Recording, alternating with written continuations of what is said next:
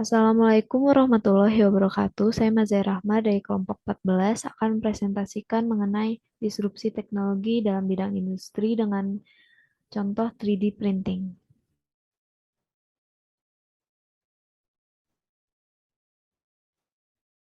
Disrupsi sendiri dapat diartikan sebagai suatu era di mana berlangsungnya suatu perubahan besar-besaran dan inovasi yang secara mendasar dapat mengakibatkan perubahan untuk semua tatanan, sistem maupun lanskap yang telah ada menjadi suatu cara yang baru. Dalam perubahan besar-besaran ini, orang-orang yang kerap menggunakan sistem ataupun cara lama menjadi tidak bisa bersaing dengan orang-orang yang sudah mengikuti alur dari sistem yang baru. Disrupsi teknologi merupakan sebuah perubahan fundamental yang terjadi akibat dari adanya perkembangan sistem teknologi digital, di mana teknologi digital seperti robot mulai menggantikan dan menggeser peran serta pekerjaan manusia. Kemajuan teknologi ini dapat meningkatkan efisiensi dan membuka peluang bagi perusahaan-perusahaan dari berbagai industri. Disrupsi digital ini secara perlahan tapi pasti mulai mempengaruhi berbagai bidang industri. Namun disrupsi digital membawa potensi ancaman sekaligus peluang bagi para pelaku industri konstruksi dalam bentuk teknologi seperti 3D printing, virtual and augmented reality, serta smart material.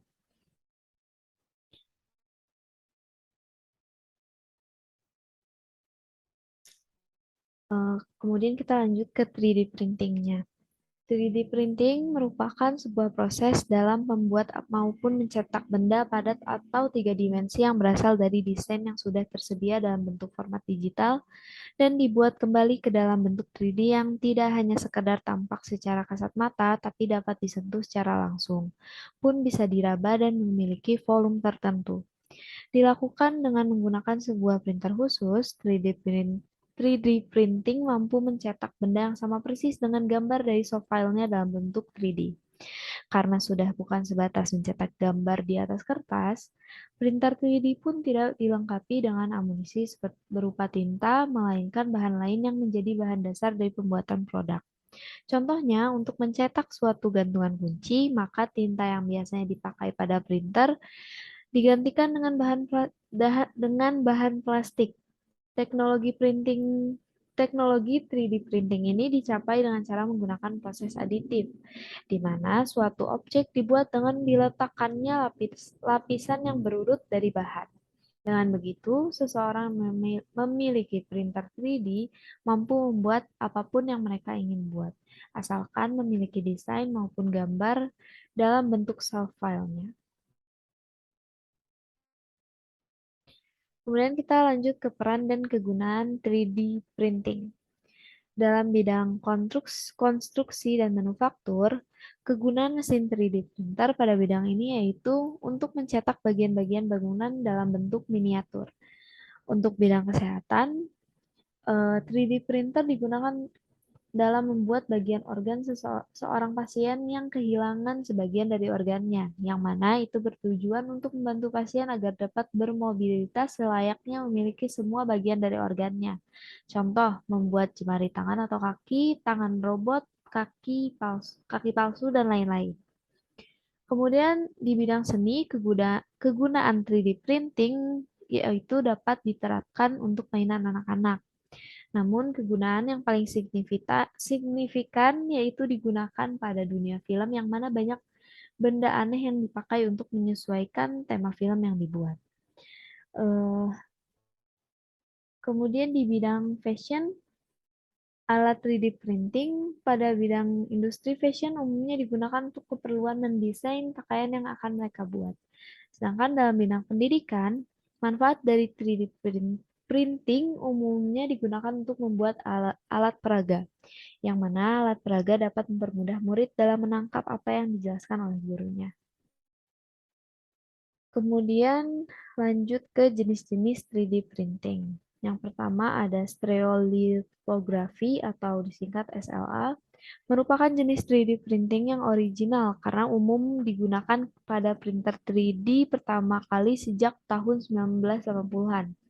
Kinerja khasnya yaitu dengan cara mencetak selapis demi selapis material yang ditumpuk secara berturut-turut sampai membentuk bangunan bangun yang diinginkan. Material yang biasa digunakan adalah semacam cairan yang seketika akan membeku saat terpapar sinar ultraviolet.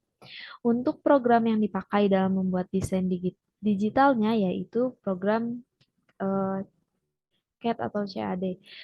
File yang dapat dibaca mesin printer harus berformat STL atau standar tessellation, dan waktu pencetakan bergantung pada dimensi objek yang akan dicetak. Yang kedua ada Selective Laser Sintering atau SLS. Jenis yang kedua ini memiliki kemiripan bentuk dengan cara kerja dengan tipe SLA. Perbedaannya terletak pada material yang digunakan untuk membentuk cetakan. Jika SLA memakai cairan, Selective Laser Sintering menggunakan material berwujud bubuk yang berbahan dasar kaca, nilon, bahkan keramik. Dibanding dengan SLA, jenis ini mempunyai suku cadang yang lebih kuat meskipun hasil akhirnya cenderung kasar. Jenis 3D printing ini sangat cocok untuk memproduksi objek yang tersusun oleh material yang bervariasi. Yang ketiga ada FDM. FDM atau bisa diterjemahkan sebagai pemodelan deposisi gabungan, yaitu jenis 3D printing yang pencetakannya menggunakan material berbahan plastik. Dibanding tipe lain, FDM merupakan tipe yang paling hemat biaya, ramah lingkungan, dan waktu cetaknya relatif cepat. Kekurangannya yaitu permukaan hasilnya agak kasar dan kurang kuat karena terbuat dari plastik. Yang keempat, ada Digital Light Processing atau DLP. DLP atau pemrosesan cahaya digital memiliki kesamaan dengan jenis SLA karena sama-sama menggunakan material resin plastik cair yang akan mengeras jika terpapar cahaya. Perbedaannya terletak pada jenis cahaya yang dipakai. SLA menggunakan UV, sedangkan DLP memakai layar proyektor dengan pencahayaan digital. Melalui pencahayaan digital, maka DLP mampu mencetak keseluruhan lapisan material sekaligus sehingga prosesnya akan sangat cepat. Hasil cetakannya juga beresolusi dengan baik. Jenis ini termasuk populer karena harganya terjangkau dan materialnya tidak terlalu kompleks. Kemudian kita lanjut ke cara kerja dari 3D printing. Konsep dari printer 3D serupa dengan mesin printer konvensional yang ada, yaitu printer dua dimensi atau 2D. Perbedaan dari printer 3D dan printer 2D berada pada bahan yang digunakan. Printer 3D menggunakan bahan semacam plastik atau PLA filamen sebagai pengganti tinta yang biasa digunakan pada printer 2D dan penyusun bentuk sesuai dengan desain dari bawah ke atas. Pada awal kemunculannya, printer 3D ini memiliki keterbatasan, hanya terdapat satu buah warna bahan yang dapat dipilih ketika menggunakannya. Maka diperlukan kreativitas tinggi tatkala mencetak agar produk yang dihasilkan memiliki warna yang beragam. Ada berbagai teknik yang dapat dilakukan ketika menggunakan 3D printer, diantaranya sebagai berikut. Yang pertama ada SLA, kemudian DLP, kemudian ada SLS, ada EBM, ada MGM, dan FDM. Berbagai aktivitas 3D printing biasanya menggunakan STL file. STL file merupakan suatu format 3D modeling yang dapat membuat 3D printer dapat melakukan tugasnya dengan nyaman dan efektif untuk memotong objek dari layer pada saat proses print. Kebanyakan file STL ini dibuat terlebih dahulu sebelumnya dengan menggunakan komputer aided design atau CAD CAD. Kemudian kita lanjut ke contoh penggunaan dari 3D printing. Yang pertama ada gitar akustik. Gitar akustik sendiri diciptakan pertama kali di dunia oleh Scott Sumney. Pembuatan gitar akustik dapat dibuat dengan menggunakan plastik dengan memanfaatkan penerapan teknologi 3D printing, dan gitar akustik yang diciptakan ini lengkap dengan cover sound hole metal dan heel joint. Kemudian yang kedua ada senjata. Senjata hasil printer 3D sendiri pertama kali dibuat oleh Amerika Serikat dan berhasil untuk ditembakkan. Suatu perusahaan bernama Defense Distributed membuka layanan bagi pelanggan untuk bisa mendownload suatu file. File ini bisa membuat Anda mencetak senjata api sendiri di rumah apabila memiliki printer 3D. Kemudian ada shakuhachi flute, atau nama lain dari benda ini adalah seruling Jepang yang terbuat dari baja yang tahan karat menggunakan printer 3D. Hasil printer 3D ini dibuat dengan beberapa lapisan yang berbeda, yaitu matte berlapis emas atau glossy dan matte perunggu antik. Seruling Jepang ini mempunyai desain naga mungil apabila Anda melihat secara mendetail dan memiliki panjang 9,4 inci. Yang keempat ada kamera lensa. Sebenarnya proses pembuatan lensa kamera itu rumit, akan tetapi dengan menggunakan printer 3D dapat mudah dilakukan. Bahan yang digunakan untuk membuat kamera lensa adalah akrilik sebagai bahan pengganti kaca lensa. Memang awalnya kita meragukan apakah kamera ini dapat digunakan, namun ternyata dapat digunakan untuk memfoto. Yang kelima ada figur 3D karya anak-anak, kemudian alat tenun kain, bisa juga membuat model medis. Jadi seorang dokter bisa mempunyai alternatif lain yang membutuhkan biaya lebih murah untuk belajar mengenai anatomi manusia dan cara untuk menyuntikkan realisme pada praktisi operasi tanpa menggunakan mayat sebagai model medis. Model medis hasil printer 3D ini memiliki ukuran yang akurat, sehingga ahli bedah juga memiliki rencana untuk melakukan pembedahan pada model medis cetak sebelum membedah secara asli. Kemudian juga ada 3D fetus. Ada handphone case, kain, infinite sis, dan terakhir infinite sisu. Sebenarnya masih banyak lagi, tapi kami tidak memasukkannya ke dalam PPT. Yang terakhir, kemudian ada dampak dari 3D printing. Dengan adanya 3D printing pada sektor manufaktur, diyakini akan membantu industri untuk tumbuh tinggi hingga 5 tahun ke depan.